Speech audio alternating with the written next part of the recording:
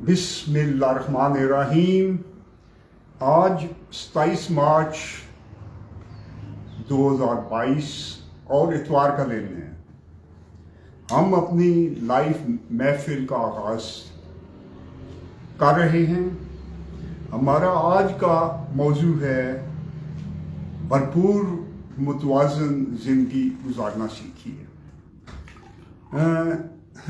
ये एक ऐसा मौजू है कि बहुत कम लोग ही इसे सीखते हैं। आम लोग तो इसे सीखते बहुत कम ही हैं, लेकिन जो रूहानी मशागल में मसरूफ़ हैं, ख़ुसूसन हमारे मुरव्वजा तसव्वुफ़ में मसरूफ़ लोगों, इनकी ज़िंदगी में आपको कई तरह की कमियां नज़र आएंगी। मसलन हमारी मुरव्वजा तसव्वुफ़ में अमली ज़िंदगी से ताल्लुक़ खासा कमज़ोर होता है। ये लोग कारोबारी या आमनी के मसाइल इसमें कमज़ोर होते हैं। इसी तरह ये ह्यूमन साइकोलॉजी ना समझने की वजह से अपने घर वालों को खुश नहीं रख पाते। बहुत से और मसाइल हैं। बहरहाल आम इंसान और सालिक राह सलूक के रूह को कहते हैं। तो इन दोनों को आम और रूहानी जिंदगी का बैलेंस रखकर चलना चाहिए। आपको बहुत से लोग आम जिंदगी में बड़े कामयाब नजर आएंगे क्योंकि वो मादी तौर पर बड़े कामयाब होते हैं, लेकिन इनकी जिंदगियों में बहुत सी चीज़ों की कमी होती है। अगर आप गौर से देखें तो आप इन्हें बखूबी महसूस कर सकते हैं। ख़ुसूसन इन्हें कम ही सुकून मिलता है। अब सही मुतवाज़न, सही बैलेंस्ड ज़िंदगी गुजारने के लिए इंसान को चंद चीज़ें ज़रूरी होती हैं, जो मैं आपको यहाँ बताऊंगा। इनमें सबसे पहली जो चीज़ है वो है अच्छी सेहत। नंबर 2 है मुतवाज़न और मुनासिब आमदनी। तीसरा है अच्छी फैमिली लाइफ। चौथा है अच्छा हल्का अहबाब। पांचवा कुछ एसेट्स यानी असासे होना। छठा अपने आसपास के लोगों में रिस्पेक्ट होना। और इसके बाद ये वो चीज़ें हैं, इसके बाद 7वीं चीज़ भी यहाँ ऐड करते हैं कि ज़िंदगी में खुशी और सुकून होना। इसमें से ये जो मैंने लिस्ट बताई है, इसमें से 4 चीज़ें, मतलब अच्छी फैमिली लाइफ, अच्छा हल्का अहबाब,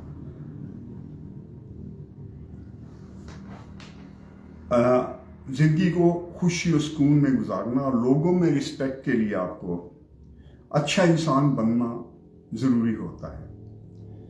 कि सिर्फ अच्छा इंसान ही अच्छा दोस्त, अच्छा खामंद, अच्छी बीवी, अच्छा बाप, अच्छा बेटा, अच्छा मालिक, अच्छा मुलाजिम होता है। इसके ऊपर मैं कई वीडियोस बना चुका हूँ। ये जब आप अच्छे इंसान बन जाएंगे, और अच्छा इंसान ही अच्छा मुसलमान बन पाता है, तो आपके ये चारों जो मैंने अभी मेंशन किए हैं, ये चारों मसले खुद ब खुद हल हो जाते हैं।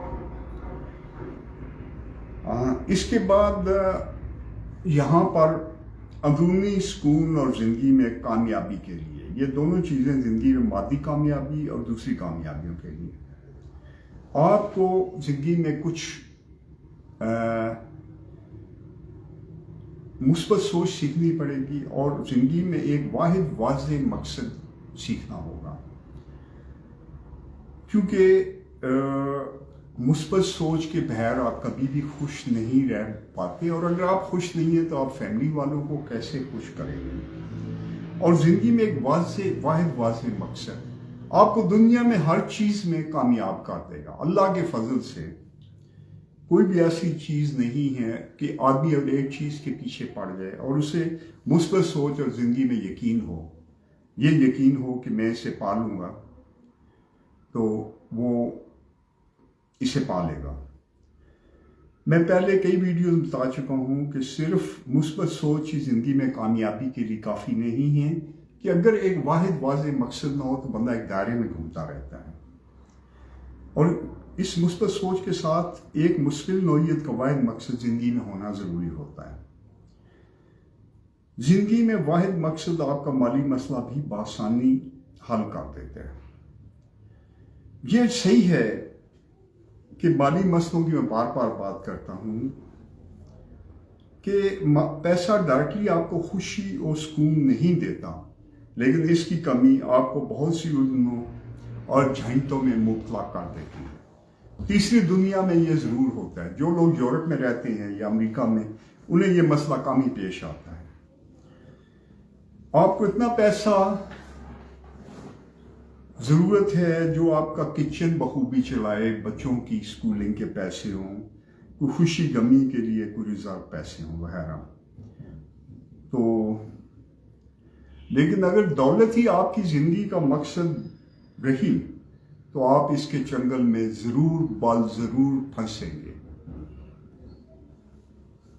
آپ کے پاس دولت ہوگی لیکن نہ آپ کی زندگی میں خوشی ہوگی، نہ سکون ہوگا۔ خوشی کے لیے یہ دوسری چیزیں اور سکون کے لیے، خوشی اور سکون کے لیے دوسری چیزیں آپ کو کرنی پڑیں گی۔ عام بندے کے لیے، عام آدمی کے لیے اندرونی سکون کے لیے دینی اور روحانی مشاغل بے حد مددگار ہوتے ہیں۔ اکثر صرف 5 وقت کی نماز پڑھ لینا ہی کافی ہوتا ہے، کہ قرآن پاک میں ہے اللہ کا ذکر دل کو سکون دیتا ہے۔ بہرحال آپ نماز کے علاوہ ورد و وظائف سے بھی یہ سکون حاصل کر سکتے ہیں۔ نماز کے ساتھ ساتھ آپ نے یہ بھی کرنے ہیں۔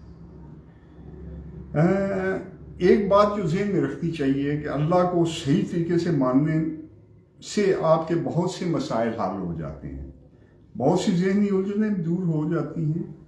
قرآن پاک میں ہے، یہ میں کئی دفعہ اور بار بار لوگوں کو سنا رہا ہوں کہ جو اللہ سے ڈرے اللہ اسے ہر مشکل سے نکالے، اور ایسے ذریعے ضروری جس کے گمان بھی ہوں، اور جو اللہ پہ تقویٰ کرے اللہ اس کے لیے کافی ہے۔ سورہ طلاق 3 نمبر آیت۔ ہمارے بہت سے لوگ تنہائی کا شکار ہوتے ہیں، اس وجہ سے زندگی ایک کامیاب زندگی نہیں بنتی۔ اکثر زیادہ امیر لوگوں کو ان کے بچے بھی ان سے دور چلے جاتے، ان کے پاس وقت نہیں ہوتا، اور اکثر بچے دعا کر رہے ہوتے ہیں یہ بوڑھا مرے اور ہم موج میلہ کریں۔ تو دین آپ کو اکٹھا رکھتا ہے۔ اگر آپ دین سے نکل گئے تو آپ تنہائی کا شکار ضرور ہوں گے، آہستہ آہستہ لوگوں سے کٹتے چلے جائیں گے۔ کچھ اچھے لوگ اس سے چلاتے رہتے ہیں، لیکن اگر آپ زندگی کو غور سے دیکھیں تو یہ آپ بہت